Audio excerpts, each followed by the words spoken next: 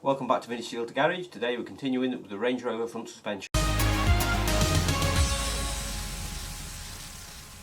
soon as I went in the house after the last video, I thought, buy a front full arm. It's not worth this. You've got doubt in your head.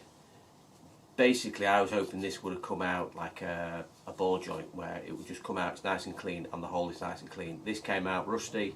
The hole that it goes in is rusty and corroded. I think I may have crushed it a little bit when I was heating it up with the clamp on it as well, but we had a bit of fun and we won and we got it out, didn't we? So I'm going to put a new arm on it, but it's not come yet. So what we're going to do first is rear brakes. Okay, so now we've got the wheel off. The first thing to do is just take this wear sensor out, which just pulls out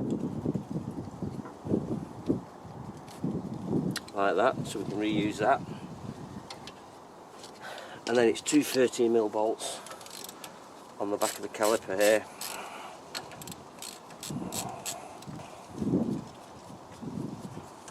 And then once you've got the bolts out, just prise the caliper off.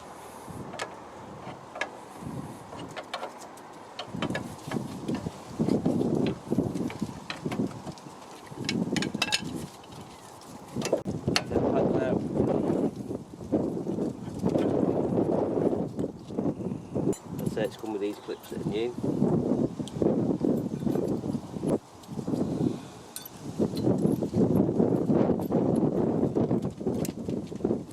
I'm going to put the new pads in.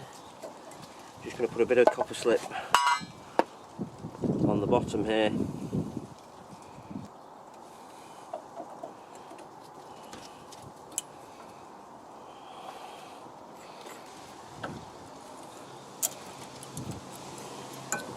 That's just around the piston back there now, and all I do is put a bit of grease just on that surface where it's going to touch on the pad, and also on that side there. One other thing you can do is just take these pins out. We'll just make sure that they are greased. They do move okay, which these ones do.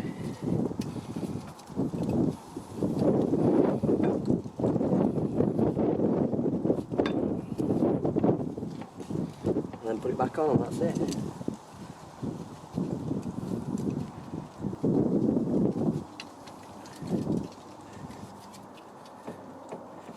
And put the wear indicator back in. So we're just going to do the same this side, and hopefully you can hear me because it's as windy as heck. What I'm going to do is first of all just crack off the caliper.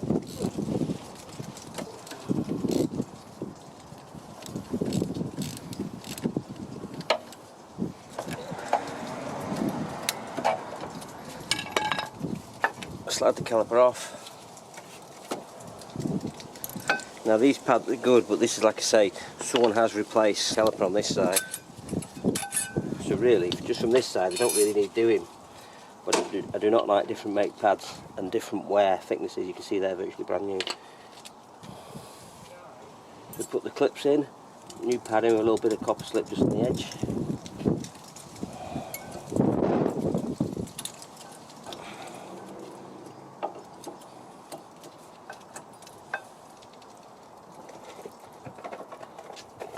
Copper slip this one up as well.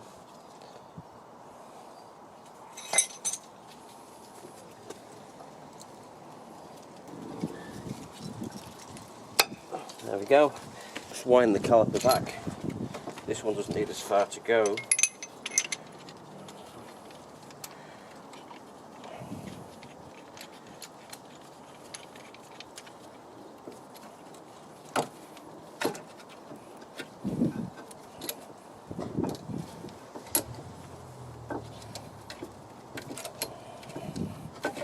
There we go. So that hardly have to go back at all. Put that back on.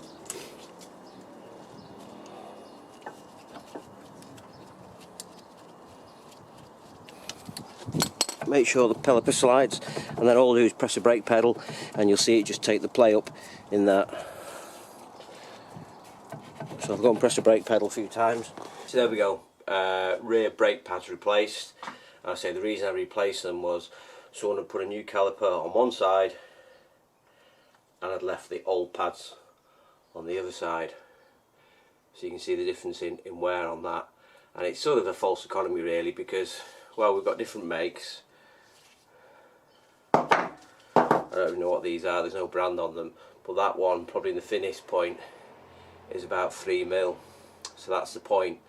And there isn't a wear indicator on all 4 pads, there's only a wear indicator on one pad, so it assumes all 4 pads wear evenly, which is normal. Now I can't remember which had the clip in it. If we were lucky, it was on this one, and it would indicate that the brakes needed replacing. But if we were unlucky, it could have been on that one, which is twice as thick, or even on the other side. So it's false economy. It's £20 for a set of pads. Don't cheapskate on your car, and that's a good reason why we're doing this wheel off sort of introduction to the car, checking everything's okay before we use it in anger. So next up, do we replace this or the full arm? I've gone and bought a whole arm. So we've got the whole suspension arm. Having said that, having now looked at the new one and how it fits in and goes through, and there's a bit of a gap, I probably could have got away with the ball joint, but to be honest, I've heated it up, played around with it, I've thought it's better off having a new one now. The ball joint cost me £20. This brand new second-hand one, because someone must have bought it and not wanted it off eBay, cost me £50. So it's a £30 upgrade, and I've got new bushes here at the end, but we've just got to take a little bit more off. So the theory is it should be a lot easier to replace really, because obviously I wouldn't have spent time getting this out. I've just got one bolt there through the lower air suspension unit, one there and one there, so 3 points, so 1, 2, 3 through there. The only thing to do is to note on here is these bolts are the eccentric bolts, a bit like on the Porsche. That will alter the caster and camber, so what we just need to do is put a marker pen mark on them, just so we get them back in the right place. So I'm just going to put a bit of mark on here now.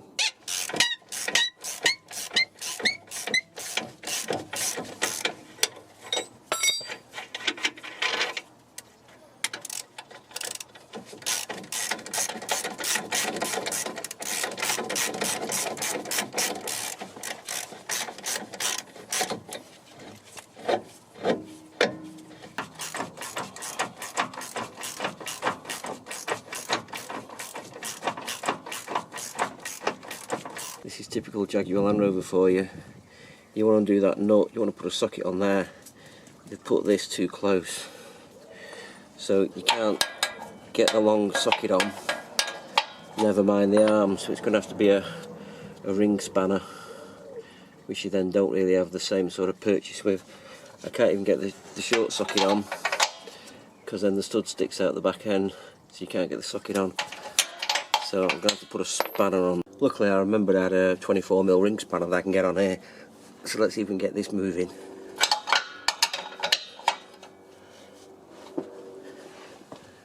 Might need foot technology.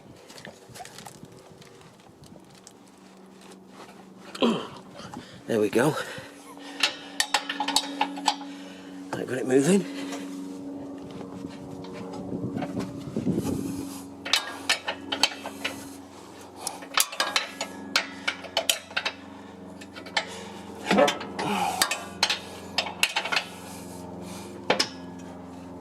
So I've got the arm out now. The front one was a lot easier, as you can see it's quite clean. The rear one, obviously got a big contamination in, a bit of rust in there, which put up a bit of fight to come out.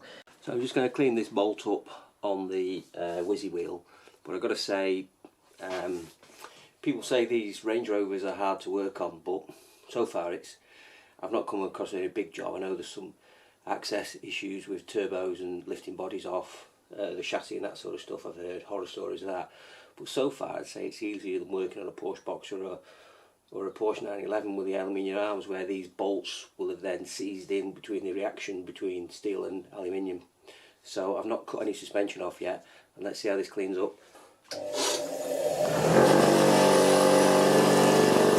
there we go, that's cleaned up. It's come up alright. It's took a bit of the newness off the shank here, but it's going to be fine. Thread's cleaned up alright. There we go, new arm on. Now it really was as simple as it looked really. So tighten that one up, align the points at that side for the camber, and the caster the same at this side. Tighten this one up. Now what these will need doing is, once it's back on the ground at normal ride height, you need to slacken these off and do them, or else you'll pre-tension these bushes in the wrong place and they'll just be like a slight twist on them all the time in normal ride height. So basically I need to probably get on a pit and do that. But what I'm also going to do is, I think I'm going to have to replace the steering knuckle, which is the reason I got the car, because it was stiff. I think I'll replace that steering knuckle.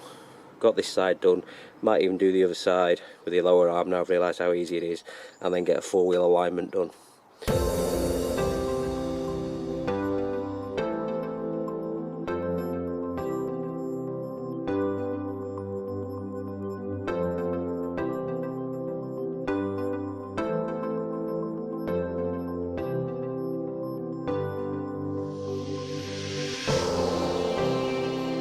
Stop for a food break.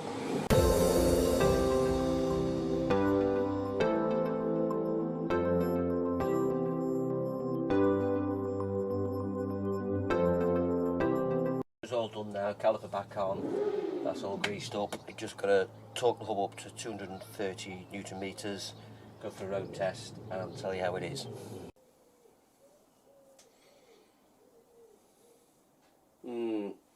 So, only kidding, all drives fine, happy with that, as you'd expect really. And on a plus point, the actual steering knuckle on the actual steering column going down from the steering wheel to the actual steering rack, that knuckle, which is the reason why I got the car cheap in the first place, smothered it in copper slip, and having left it for a week or so while I've been waiting for parts, gone for a test drive, and the steering is absolutely silky smooth, which is fantastic, because it's exactly the same as what happened with the Porsche 911. I can't believe it really. Been lucky on 2 occasions with that. But being Range Rover Sport, there are more things to come, and please join me on the next episode and we'll do a bit more work on it. Thank you, bye.